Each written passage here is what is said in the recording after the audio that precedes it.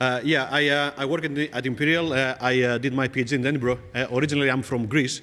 So after growing up in Greece and doing my PhD in Edinburgh, my accent did not improve. So I'll try to speak slowly and resist the natural tendency of speaking really fast. My work is in this area we try to term as personal robotics. So the idea of actually having robots that will interact with people in their natural environment rather than in a constrained factory environment. So in our personal robotics laboratory, our usual mode of operation is we try to look at biology and look at neuroscience and find out some kind of data that we are fascinated about, some kind of mechanism that we know very little about, and try to see whether we can take this data, usually from neuroscience, from animal behavior, from child-infant imitation, and then trade this data and try to build some sort of computational model that will actually model this data in some sort of form. We try to also inject some learning into it because inherently all biological systems and all artificial systems of any interest will involve some learning into it.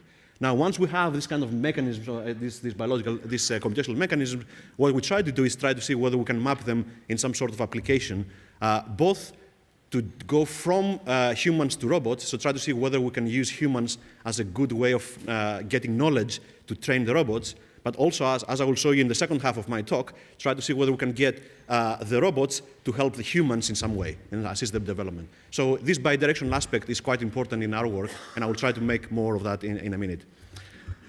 So what I was trying to basically do, the way that my talk is structured, is I will spend about a few minutes just showing you a little bit of kind of data that we kind of like and try to use in our work.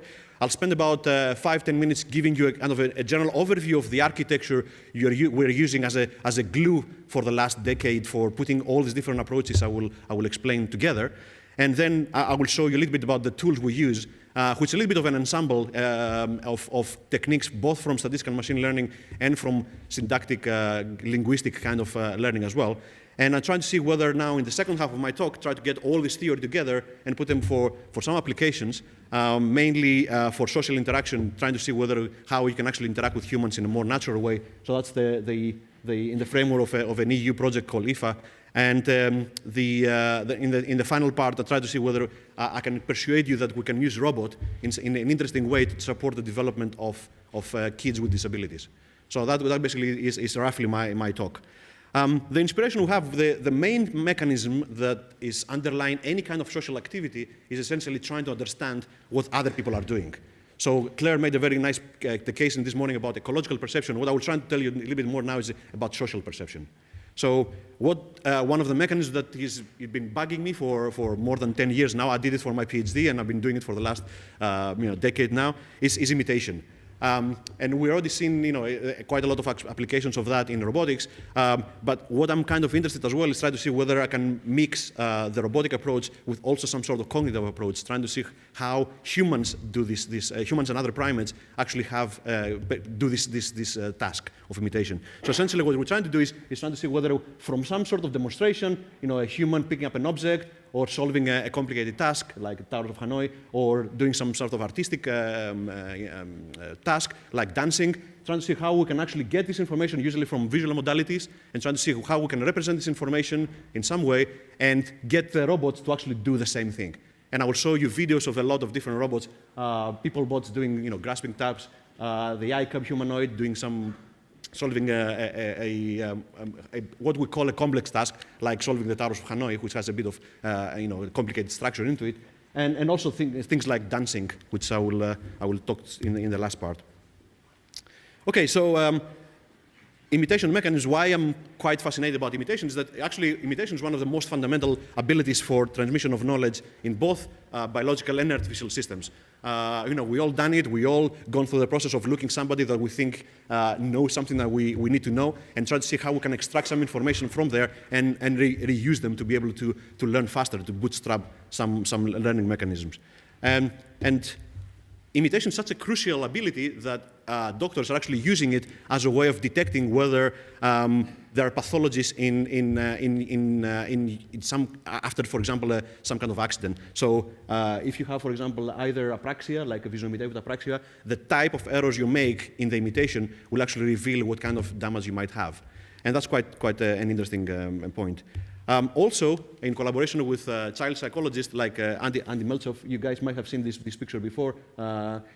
We know that imitation is such a crucial ability. It develops very early in human infants. So we know that if you are rude to babies, the babies will be rude back. And if you actually do any kind of movements with very, very young babies, the babies are actually to perceive your movements and try to imitate back, actually generate the actions and trying to understand who are you by imitating your actions. So for my PhD, actually, back in my previous life, I actually model the active intermodal matching mechanism of Andy Meltsov, who was trying to model the movements that you're seeing with internally generated movements of your own. If anybody is interested, there is a paper on comparing these two approaches. But following that, a bit later in my career, I got quite interested in these mirror neurons stories, which was quite fascinating because now you cannot actually pick up any neuroscience journal without seeing some sort of mirror neuron system in there. You guys have probably seen that, but essentially the idea was that when the monkey is observing somebody is doing an action, the mirror neurons that are responsible for activating and doing this action are also active even when you're seeing somebody else doing this action. And this is quite an interesting hypothesis because if you go from a kind of more general approach, it's a bit weird. Why would you have motor structures being activated when you're perceiving somebody else doing an action? Right now, if you follow this mirror system or simulation theory approach more deeply, right now you guys are seeing me moving and your motor systems are activated trying to understand what I'm doing, despite the fact that you don't actually have to move. So this kind of simulation approach is actually quite a nice theory. So I've been trying to see how far can we go with this, having internal models of actions that control your own movements. How can you use these ones to understand other people? So there is a review paper that's coming out in Uniformatics if you're interested in that stuff. But I will move now to a little bit of how we try to implement these mechanisms. So for the last, let's say, decade, we're trying to see how we can implement an architecture for using your internal models for understanding the actions of others. As you know, one of the most difficult parts is coming up with a cool acronym. So we come up with hierarchical attentive multiple models for execution and recognition, HAMMER. So for the last part, what I will try to show you is that this hierarchical part is quite important. So I will show you that in our mechanisms, we have low-level behaviors that are try to segment movements and then try to build hierarchies of this movement to solve more complicated tasks. And also, this attention mechanism is quite important because, as I will argue, we have a lot of different hypotheses happening at the same time. You never know when you see somebody else doing an action, you never know exactly what they're doing before they actually complete it. But we need to understand what they're doing before they actually finish it. So the only way for doing that is actually trying to form a lot of different hypotheses and try to test them online. To do that and be able to do that in real time, you have to have some sort of attention mechanisms to shift around. But I'll go through this in a minute. But let me show you a little bit about the underlying theory of this. So we use the basic blocks we saw yesterday, from George and Jan. We saw slightly different formulations of these problems. I come from a kind of a control theory background, so I will show you a little bit of how we formulate it. So we basically use the concept of forward model, which is essentially you get in the current state of a system, you give it an action, and what comes out is essentially a predicted next state. So it's a little crystal ball, a little predictor, which if you give it in the action in the current state, it will give you a prediction of what's going to be next. From the other side, we have an inverse model, which if you feed in the current state and the target, what you get out is some sort of action that will take you from the current state to the target. So essentially, this can be a controller, policy, behavior, whatever you want to call it, schema. There's a lot of different ways of formulating this. But essentially, what we're doing, how we're putting this together, is that if I want to execute an action that I know of and I'm sure that I want to execute it, what I do is I take the current state, where am I, where do I want to go, the target, and what I do is I have an inverse model that will give me an action that will take me from the current state to the target. Now, I take this action, I send it to my muscles or any other motor device you have, and what I get back is some sort of proprioceptive feedback or some visual feedback that will tell me whether I'm performing the action well. Okay? Now, the problem is that this kind of loop here, if you're using a real system, it will actually give you delays. You're not going to have the feedback in the next iteration. Okay? So because you're not going to have the feedback in the next iteration and doing control with delayed feedback is difficult, what we usually do is we put a forward model in parallel, and what we're doing is send the copy of the action to the forward model, and that forward model will actually give you a prediction of the next state before the actual next state comes in through the feedback.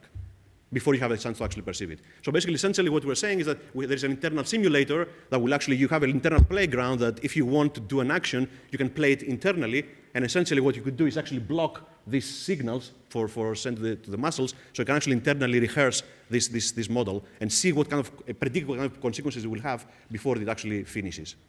Okay? So basically this is like how we can execute an action. Now if you want, and this is work that Kawato and Wolpert proposed a long time ago, is if you want, you can actually get the current state and the target signal, and now send it to all your inverse models. So if you have a repertoire of different actions in your brain, what you can do is basically tell all of them, hey, I want to go from this state to this target goal, what do you suggest? Okay, so there's a lot of different inverse models, and all of them start competing, and they all basically say, I can suggest this action. Okay, so you get a collection of actions, and you don't believe any of them, and you send them to the forward models, and basically saying, well, what do you guys think? The forward models will actually give you a prediction of the next state, and if that next state actually in some way brings you closer to the target goal, you reinforce the inverse models that give you better predictions. So this is a kind of an online generation of the appropriate task. You don't pre-plan something and execute it afterwards. We don't separate the two. But what you do is actually online generate a lot of hypotheses and try to see which ones will actually take you closer to the goal. Okay? You can stop this process at any point and select the one that has the highest confidence. Okay? You don't have to wait for the whole process to finish. Now the key point about how this links with mirror neuron systems, and that the full justification for that is a subject for another talk, is you can actually feed in for the same structures, the motor structures that you used for your own planning, for your own action selection, you can use that one for doing action perception, okay, the other side. So you can actually feed in the current state of the demonstrator to the same systems, use all the inverse models to propose what would you do if you were in that position and you were in that state and you want to execute that action. You're getting a set of required actions. You pass them to the forward models. You get, again, the prediction of the next state using your internal models. But what you do now is you compare the predicted next state to the actual next state of the demonstrator. Okay? So the idea is that you guys now are there and you have a bunch of ideas of what I could do next. You run them into your models and you compare those predictions against what I actually do next. Okay? You can stop again these ones at any point, and you have a prediction of what what is your prediction about the next state for what's going on now. Let me show you a little bit of a video for this. Not in the robotics field, but we've done some work also on facial expressions. So this is the world of Harold Shaw in my PhD in my lab. So essentially what you're seeing here is we don't get the data.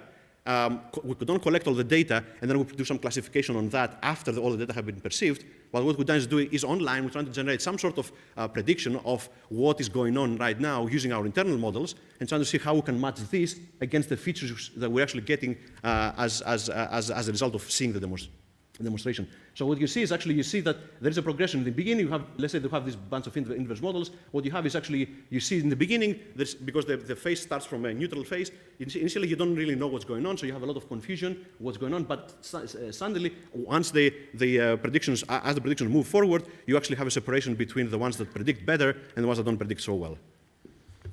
So this kind of, I'll show you many videos more with robots, but I thought that this was a bit more nice in terms of visual effects.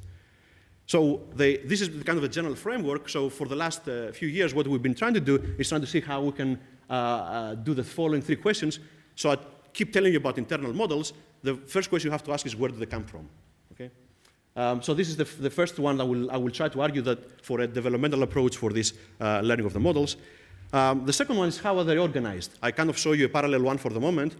But as I will argue a little bit later, we actually can fit this in a kind of hierarchical way as well. So I will argue for hierarchical decompositions, where you can actually have multiple levels of abstractions, and at each level of abstraction, you can use a different simulation method. You don't actually have to use the same one at each level.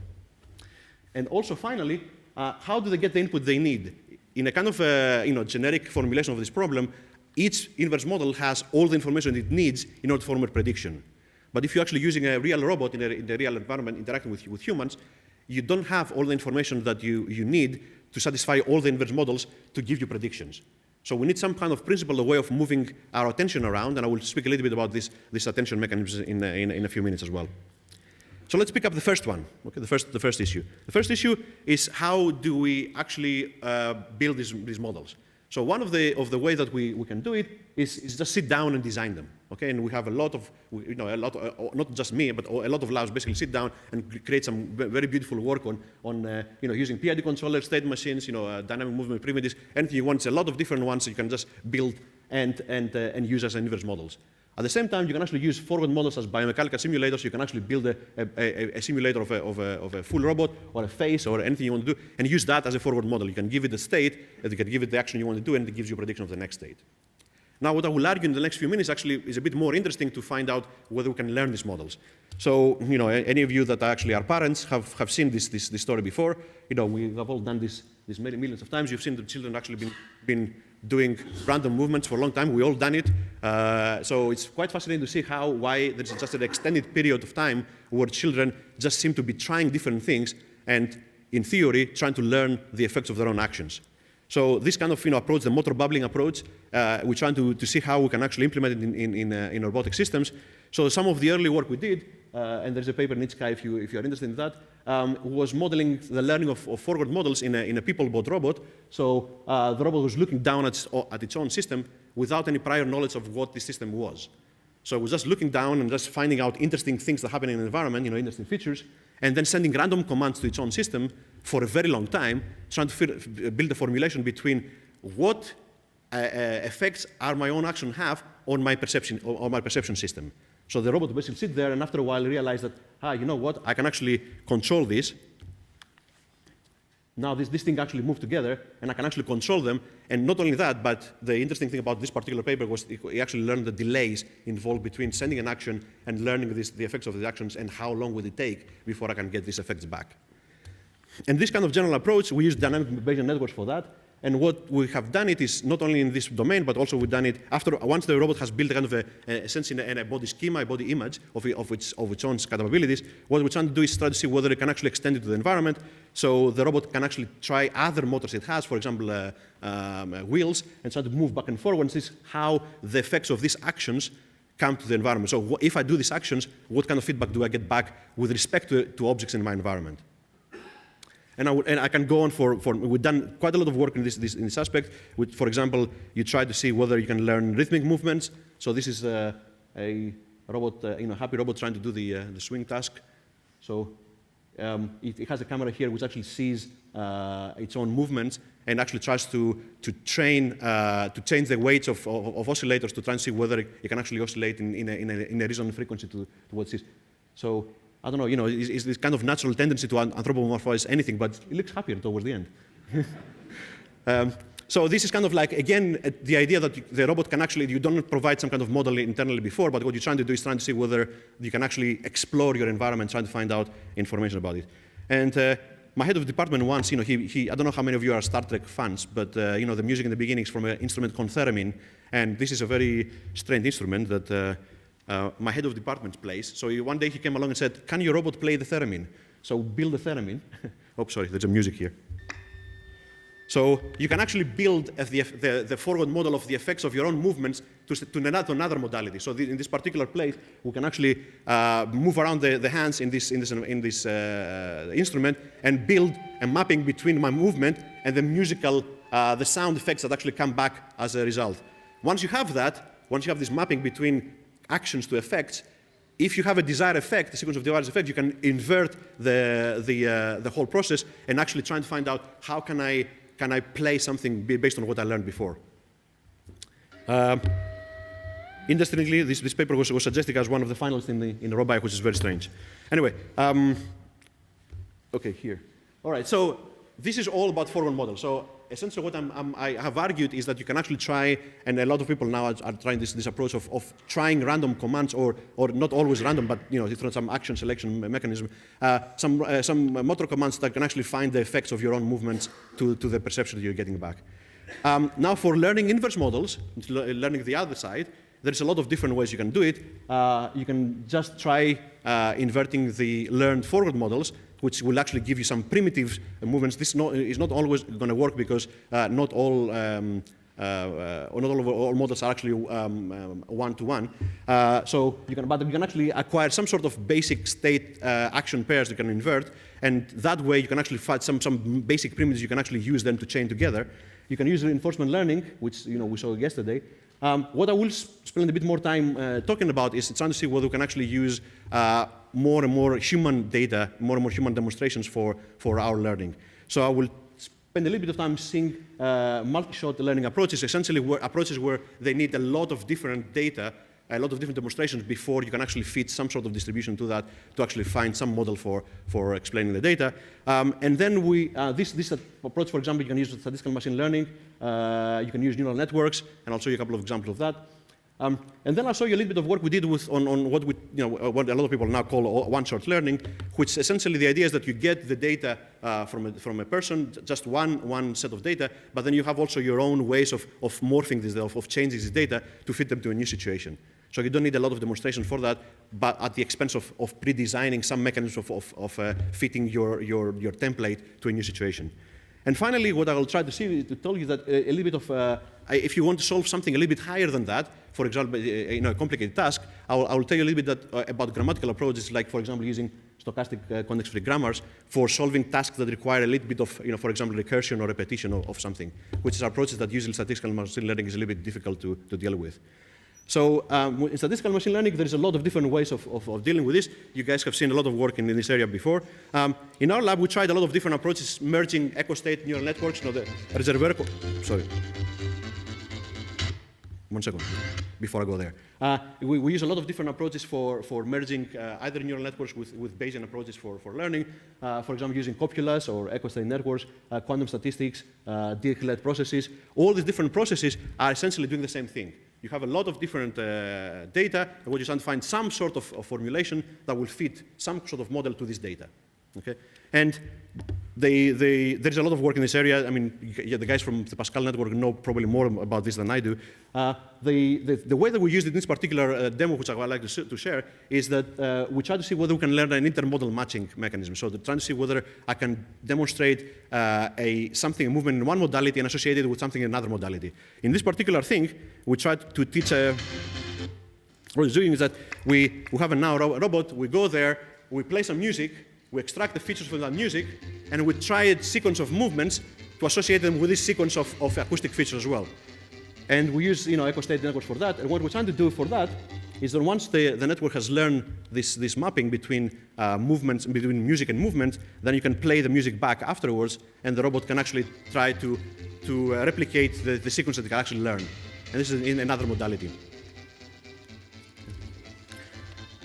So from this kind of approaches, one thing that I want to focus a little bit on, particularly because we're getting quite good results on that, is trying to find out whether we can use an online version of this echo-state Gaussian process, which essentially is a reservoir neural network with a Bayesian treatment of this reservoir network. What the nice thing about it is that this is learning online. So as we're progressing, getting more and more data in, the error we're getting for the predictions is actually being reduced. This is on a classical Mackey glass sequence. And I'll show you in a minute. It will come back with something more relevant to this particular talk. The nice thing about what we really try to do is trying to see whether we can reduce the number of demonstrations we need from a human, because whenever you're trying to deal with a human, they have their own internal needs and desires, so they're not going to sit there and give you thousands of demonstrations of something. So here's what I want to show you is that this is basically the example of this hammer approach I was telling you. Essentially what you're trying to do is as the movement is progressing, you're seeing, for example, here, this is on the Microsoft Kinect dataset. So what it's trying to do is as we have different models here, like, for example, a wave or a moving or a throwing, as we go along, we have initially predictions that all kind of predict the same way, and then the ones that are more relevant to this particular task will actually predict better, so their confidence will actually shoot up. Why am I showing these things? The important thing, as I will show you later, is that if you're dealing with humans, it's not enough to wait for the whole action to finish, classify it, and then formulate a response. If you want to be an assistant to a human, you usually have to predict the retentions. You have to predict what they're going to do, what they kind of need, and try to see whether you can generate the actions before they actually did them. I'll come back to that in a little bit. So this is work by Harold Shaw as well. With another one of my PhD students, we're trying to see now, can we, this is the work with Jan Hui, he's also in the audience if you want to ask more questions afterwards. So the idea here is actually trying to see whether we can reduce the number of data we need from a person. So in this particular thing, we just demonstrate one particular task, let's say, for example, throwing a circle, And that demonstration becomes a morphable template for new situations. So what we're trying to do is trying to see whether we can take now this template and trying to see whether we can morph it in a new situation, try to see whether we can deal with displacements in place, in sizes, and things like that. So here it's in the task of playing a tic-tac-toe game. So here the demonstrator show one instance of this movement, and we recorded the movement in one place. And then now what the robot can do is actually can take this instance and try to morph it in a new situation. So if you ask it to go there and draw the whole thing there, it doesn't need a new demonstration for that particular place and size, but we can actually take the previous template and morph it to the new place. And yeah, the robot wins. Now this idea of taking something as a template is a good one, but in the demonstration, there are different parts to this, and George made this point yesterday. So one of the things we have actually tried to do is trying to see whether we can find some ways of breaking up these templates and build them in hierarchies. And Jan has done some nice work on taking these templates and try to see whether you can actually reformulate them in smaller components and bring them back together. The benefit of that is if you actually go and have a movement like this, for example, here, you're drawing a movement, you do a movement in the center. Now, if you need to play the next movement, you don't reuse the whole template and go back to your original point and go and draw again to the new point. But what you're trying to do is just reuse the last part, and you just move now directly to that part. So you haven't actually reused the template as it is, but you have just got a subcomponent of that. So now you can see that essentially what we're trying to do is it's trying to move from trajectory-based information to segment them in some way, to make chunks, primitives, or whatever you want to call them, and trying to see whether we can actually reformulate the task using some sort of more high-level representation of that. Our favorite one for the moment is something called stochastic context-free grammars. Essentially, it's from you with a computer science background. Essentially, they're like context-free grammars, but so it's basically a bunch of production rules, but associated with them, you have probabilities of how probable is that you actually see this particular formulation of the execution of the task. So we learn different action primitives from demonstration, we represent them as symbols, and what we're using afterwards is these production rules to be able to represent more complex tasks, for example, things like repetition or recursion, which things that are statistical machine learning techniques are actually find more difficult to represent. This is work by EUCogIII, one of my other PhD students, and I'll show you a video of this in the task of Taro Hanoi. I mean, something like that would be much more difficult to represent using more standard machine learning techniques, statistical machine learning techniques. So, for example, here, if you try. Hanoi experiment, 5 video-based symbol detectors which capture primitive actions are trained. These detectors convert video segments into a sequence of symbols, which is then used as input to our proposed grammar learning method. This is a sampled probabilistic grammar obtained from the demonstrations of a participant. So in the testing phase, the robot observes and imitates a new demonstration which involves 4 disks, resulting in a much longer sequence of 45 primitive actions, whereas in our training set, only 2 and 3 disks were used. So the demonstration is actually quite noisy. Errors, unintended actions have been recognized. Please note that the detection errors not only include sensory errors, but also human errors.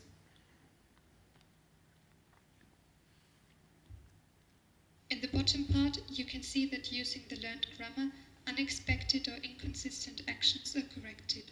The learned probabilistic grammar acts as a top-down model or a belief system.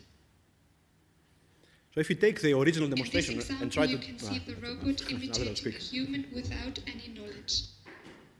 So if you just do what you saw exactly, you might not actually be able to do it back because there might be errors in what you saw. If you use your previous knowledge to try to see whether you can essentially parse the information you have using these grammars, you can actually correct any kind of errors you have. The robot makes use of learned grammars. You can see that the incorrectly observed actions, marked as crossed, are ignored, and instead corrected actions, marked as orange circles, are executed.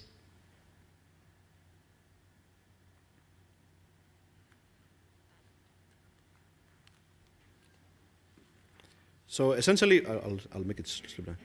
So essentially what I'm trying to argue is that you can actually have a lot of different techniques from different areas of machine learning, And if you try to pull all of them together in some way, in a kind of a hippie attitude, basically try to throw all the information in a lot of different inverse models and try to all be together and all trying to compete and not trying to basically select one of them, but just have a lot of, essentially what machine learning is, in an ensemble way, having a lot of different classifiers at the same time, it might actually result in better results than having just one style of learning. And one of the things that we are trying very hard in finding out how we can combine this in a principled way using this hammer architecture I was telling you before. Now, I'll stop here, so hopefully you saw enough from this. So now, there is a dance imitation scenario afterwards that I'll show you later. Now, the other things that, though, from all these approaches, imagine that now you have a lot of different inference models, either at the low level, doing some kind of trajectory fitting, higher level, trying to do some kind of parsing. All these different methods will actually ask for information to be able to generate their prediction. If most of the cognitive architectures we have seen, what they do is actually assume that the information that the model needs is available. So if you need something, you can actually get it. Now, what we're trying to do is note that if you're actually using a real robotic system, the world is not completely observable. You don't have the resources that you need to be able to observe everything you need for your inference models. So what we're trying to do, what we've done to do lately, is instead of actually assuming that if I need the current state, I have it, I try to use the current state as a request to an attention mechanism. So essentially, we need some attention mechanism for shifting resources, for example, like the robot gaze, into different parts of the demonstration. Now, this is a goal-direct activity. So in order for us to generate a movement from our eyes, trying to select where to direct our attention, we need to have our goals in this attention switching. So I need to have some kind of idea why am I moving to this new place. The things when I'm observing somebody else doing an action, I do not know what their goals is. So I cannot predictively move my attention to where I need to do to predict what they're going to do afterwards. So there is no principled way of actually attaching saliency essentially to top-down attention signals. Most things that we've seen from attention essentially go into, from some kind of input image, you have some filters like object augmentation, motion, color, and from those ones you have some weights associated with that will actually take the feature maps and weight them appropriately according to your high-level goals to come up with a composite saliency map to drive the shift of your attention. Now, this is basically a stimulus-driven attention. For that, you need to know these high-level goals. Because you are acting, you know your goals, and you can do this. But when you're observing somebody else doing an action, you don't know their goals, so you have no way of actually weighting these weights to be able to direct your attention in the appropriate way. So what we're stipulating in our work is to try to see whether we can actually, since we're using our own internal actions to understand the movements of somebody else, what we can do is actually see whether we can allow the models to compete for resources to satisfy their hypothesis. So what we're suggesting is that to actually make the saliency of the models requests as a function of their confidence. So is a way of saying, what have you done for me lately? This model is predicting some next state and it's predicting well. So if it's asking for more information, I will give it more information. Okay. So all the different models will actually coexist. They all kind of work together, but some of them get more resources because they predict better. Okay. So we have formulated the problem as a multi-objective optimization. We examine the requests of the different models. We have different criteria. For example, the utility of the request. If you're asking for the location of my leg, how many other models will actually be satisfied if I give you this request? So, trying to see how useful this request will be. What's the cost of the request? Do I need to form a saccade? What's the current reliability of the information that you are requesting? So if I just observed that state just a minute ago, do I need to go back and redo a saccade to get this information? Or am I happy enough with what I had before? So this kind of optimization will actually give you some way of distributing attention between the multiple models you have in your brain. And then Dimitri Okumbene, a postdoc in the lab, he's actually trying to formulate an information theoretic approach to this and trying to see whether you can formulate an object model so you don't assume that you know anything in the environment. You have models of where you think the things are. You actually have an observation model, and an understanding of your own limitations in how you observe, and you control your gaze points to try to whether you can improve the quality of these models over time. So let me show you a video of that. So this is work by Dimitri, already submitted in the journal. So essentially, the idea here is that as you're interacting with a robot, you're doing different movements. The robot does not wait there to what you're doing. It doesn't track your movements. What it tries to do is trying to run its own models or its own internal models, its own action repertoire, and trying to see whether any of them fit what it sees from the user. So the human, the Dmitry here is doing different movements. The robot is looking at the environment, is trying to find out what is in the environment, what kind of objects exist, and that will reduce the number of inverse models that are applicable in this domain. Essentially, it is in a way the affordances of this particular environment. So using the internal models of its own actions, so what the robot would do in the situation, it tries to understand, predict what the person is doing, and trying to seek results, seek information from the environment to confirm this hypothesis. So if you see the movement of the eyes, it's not tracking the movement of the hands, but what it's doing is that once it tracks the movement of the hand, gets enough information that is essentially probably a reaching movement, and then saccades forward predictively to find out what is the target of this information, of this movement.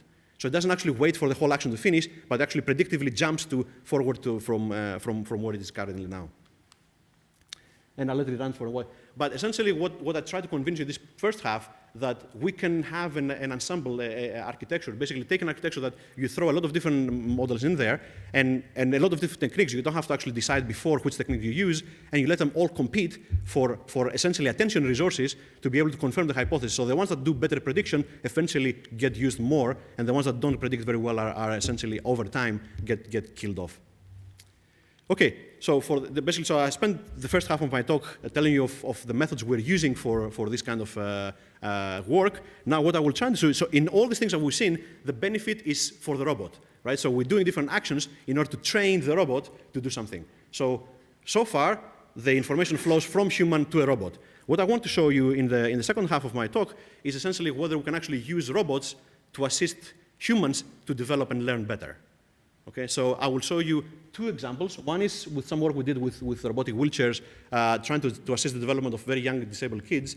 And the other half is going to be a European project called Alizé, which is essentially, again, in a hospital, but dealing with children that are going to be there for a long time, like, for example, for a week, and trying to see whether we can make mechanisms that will adapt the strategy of the robot in the interaction to sustain interaction for a long time. So a lifelong learning method. Let me motivate a little bit why am I doing this. So in the UK, we have about 54,000 children that require wheelchairs, and many of them actually don't get the wheelchair they need because they don't have the skills to move them around. So a lot of them cannot navigate independently, and safety concerns essentially are limiting the provision of wheelchairs in the National Health Service, in the NHS. Now, if you do a survey of why are they not providing wheelchairs to the children that need it, the powered wheelchairs, we have quite a lot of them. Quite a lot of the NHS wheelchair service will not actually supply to children robotic wheelchairs, powered wheelchairs, because many of them are worried about safety. For example, safety of the child, safety of other people. There is not enough time to train them in the National Health Service. So, and of course, money is also an issue. Now, in the developmental, if you're looking from a developmental perspective, in the critical age below 5 years old, children need to act and need to move around in the environment to be able to develop their skills. So if you deprive them from this movement by not giving them the right wheelchairs, the right equipment for moving around, essentially you condemn them to learn helplessness. Essentially, although having the skills to do something, they don't have the motor apparatus to do it, therefore they actually lose cognitive skills as well on top of the motor deprivation they have. So we have this following kind of vicious cycle. So we have a limited mobility from the child, meaning that it has limited skill development, and because they have limited skill development, they fail at the test that they're given to see whether they can actually operate a wheelchair. Because they fail at the test, they don't get a wheelchair, and because they don't get a wheelchair, they actually have limited mobility. And this cycle just keeps going on. So we have to find out a way of balancing their safety with a capability of actually moving around the environment to explore, so actually learning better. So what we're trying to do is try to formulate an adaptive collaborative control system together with intelligent robotic wheelchairs and later humanoid robot assistants to see whether we can provide some kind of safe exploration opportunities for children to help with their learning, not the learning of the robot now. So as engineers, first of all, the first thing we did was trying to build a fully autonomous wheelchair. So here, as you can see, my student was very keen to show you that you can actually move in the environment completely autonomously. So you point, I want to go from here to there, and the wheelchair will just take you there. Of course, this is one of the examples of having to consult your users before you actually build a system. If you take this to people with disabilities, they will actually tell you, we don't want this. They don't want to feel like that's just cargo, be moved around. They actually want to feel in control. So this kind of approach do not have a great acceptance from people with disabilities. So what we're trying to do is trying to see whether we can actually, sorry, it's easy music. So what we're trying to do is see whether we can actually form some sort of collaborative control. And here's what I was telling you before about predicting what the needs of the user will be before they actually occur. So we don't wait here. So what we did is we actually have some localization model which will tell you where you are. You're getting some commands from the user. You're getting some joystick movements. And what you're getting out of that, I use the hammer architecture for doing an intention prediction. So essentially, you have internal models of what possibilities are afforded in this kind of situation. You run them through the forward models. You get the input from the user. And you're trying to find out, is this model going to result in a bad situation for the user? And if it is, then I might as well somehow augment it with what I think is a good movement in this environment. So you don't take control over completely. What you're trying to do is actually take control and supplement the control of the user whenever they need it, not always. Okay? So what we're trying to do is bear with me for 1 second. Well, I'll show you a couple of experiments here. So we tried to do a user evaluation. We took a few users. We put them through a standard kind of maze with our wheelchairs. And what we did, what we found out is actually if you have this kind of share control method where you're trying to adaptively help the user navigate around, a lot of people find it quite less stressful, so they had quite a lot of reduction in joystick movements, and quite of them had also a reduction in the stress level, so the jerkiness of the movements was the reduction was quite high. The interesting thing was there's actually not everybody benefits. So there are actually people that once you help them, they find the whole situation quite stressing and they perform worse. And that was that's where the interesting part started. And so we thought, why are some people finding our system better and some people don't? So what we did was we actually built an eye gaze system. So we bolted some cameras on a bicycle helmet, and some looking inwards to your eyes, some looking outwards to where you're looking at. And we are essentially getting a trace of where do people look at while they're moving around and being assisted. So now we have the ability to record people with assistance from us and without assistance from us, and trying to see where does the attention move around and whether what we're helping, what we are doing, actually helping their task. And what we found out, actually surprisingly here, we thought that we're going to find something different. So what we find actually, if we help people, we help the people that were annoyed, what happened is that they have a saccadic eye movement that became much more erratic when assisted. So essentially what's happening is that because you are messing up with the forward models of the system, the user is working with the system for a while, is building an internal model of how the system works. But then you go and assist, and essentially you change the dynamics of the system, and the forward model of the user that you had before is now have been changed. So that actually causes confusion to the user, and the movement's actually much more erratic. Now, taking those people, though, so some tasks essentially are very easy for people and they don't need help. That's basically the bottom line. But if you take these people, the ones that are finding the situation easy, and you give them a secondary task, so for example, in this particular thing, we display things on the tablet PC in front of us, and we ask them to press different buttons based on where the input flashes. Now, if we take that one, and we actually find out even the people that found the assistance useless before, now if you actually overload them with another task, they find it much more helpful, and they find that the whole thing is much more useful. So this is basically something that is probably simple in that if you want to formulate some sort of assistive robotic device, you cannot design a system that basically treats it like as one size fits all. This doesn't work. We don't always need the assistance, and actually sometimes the assistant is not even wanted. So we have to find some way of modeling the user skills, as you saw before.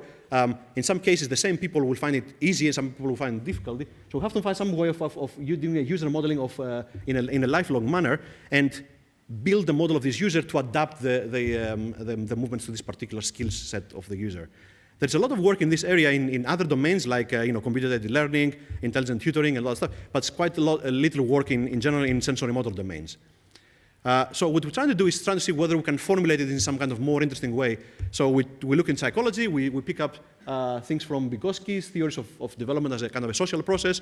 So we trying to find out this kind of zone of car capabilities, what the user can currently do, and how can we perform actions and help only when the user is in a zone of proximal development, basically in a zone that can actually of things that can actually do, with assistance from the user. These are very nice concepts theoretically, but how we can operationalize it in artificial systems is actually quite difficult. So what we've been trying to do is using the stuff I told you in the first half of trying to see whether we can actually use hierarchies of inverse models to build the skill set of the user. So as the user is actually doing something, and we're observing what they're doing, we build more and more models of what we've seen the user doing. So we've seen this kind of inverse model, let's say the primitive ones being done correctly, so I put that in the zone of current capabilities, basically saying that the user can do this.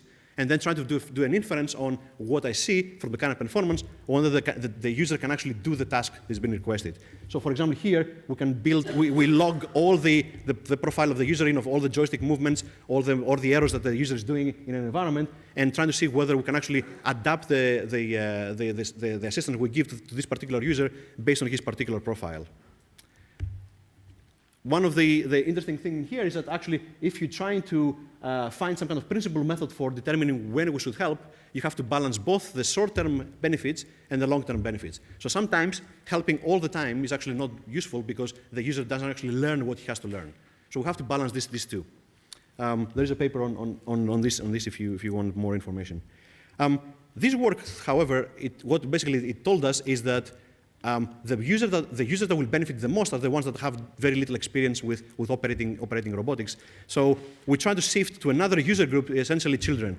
So what we did there is try to see whether we can quickly adopt what we did for adults for children. So we thought, okay, from a robotic wheelchair for adults, we're just going to build a robotic wheelchair for children. We're going to get all the sensors and make them smaller. We're going to get all our subjects and make them smaller, so from people to small ones. And that will work, right? That will be an easy way of moving forward. Now, unfortunately, what happens is that whenever you actually deal with children, the experimental protocols that you use for adults do not work with children. There's a danger for the statistical validity of the results. Children usually do not follow instructions and have very short attention span. So we're trying to do something along those lines to address these points.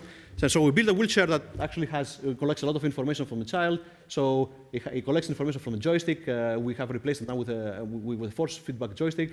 A lot of different sensors like laser scanners, sonar sensors, a PC for displaying information to the child, and also a gyro hat, moving, finding out where this child is looking at and what kind of movements he's making. Let me show you an example of that in practice.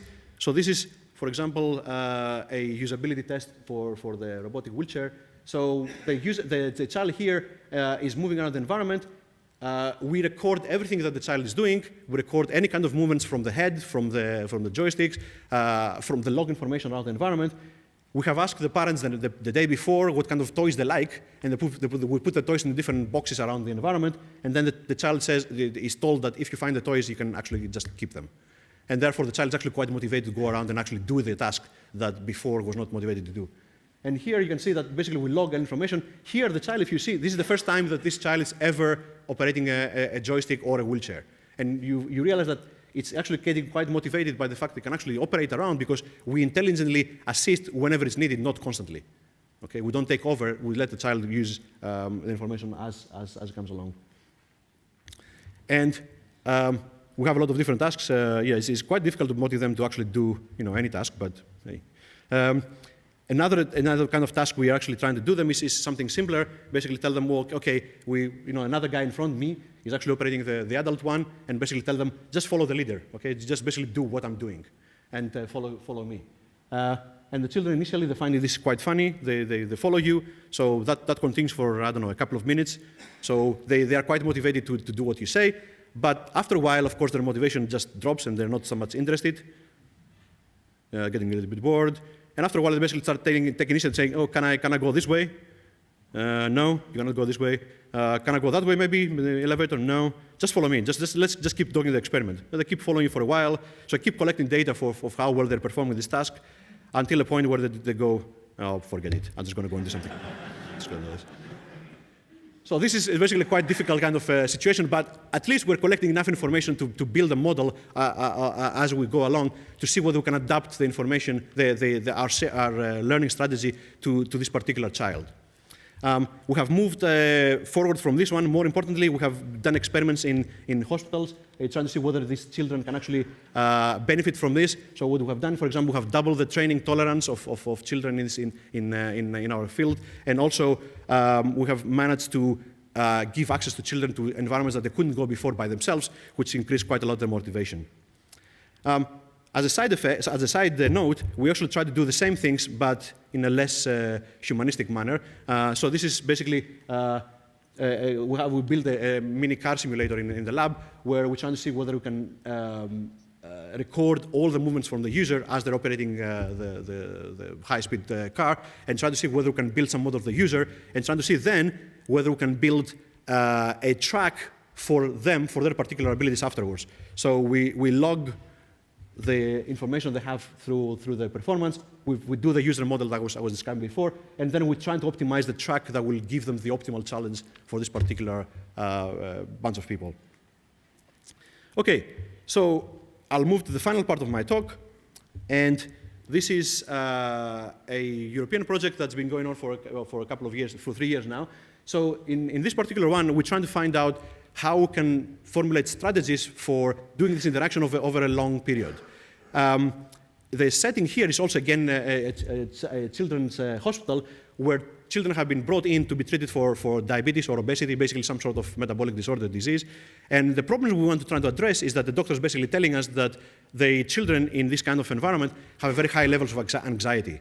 So they have an environment where every day they have different doctors, different nurses, they go to different rooms all the time. So because they have this kind of environment, they have a lot of high levels of stress, which usually reduces the efficiency of their learning. So what the medical professionals are basically telling us is, one idea would be maybe we can build some kind of educational toy to have with them as a constant reference signal for the whole duration of their stay to actually help them maintain some, reduced levels of anxiety. Of course, if you build some robot that actually is supposed to interact with somebody for a very long time, you have to change the way that you're dealing with the whole situation. If I come in and say hello the first day, my name is Yiannis, if I come, that's fine the first day. If I come the second day and say the same thing, the child is just going to throw the robot away. He's not going to be able to interact with it for a very long time.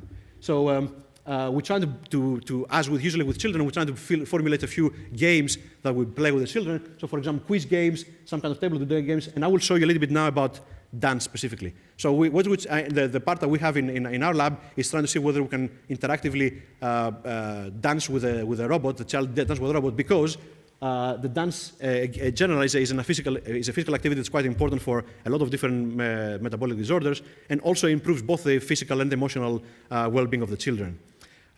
So what we're trying to do is, this is work with Raquel Ross in my lab, a postdoc there.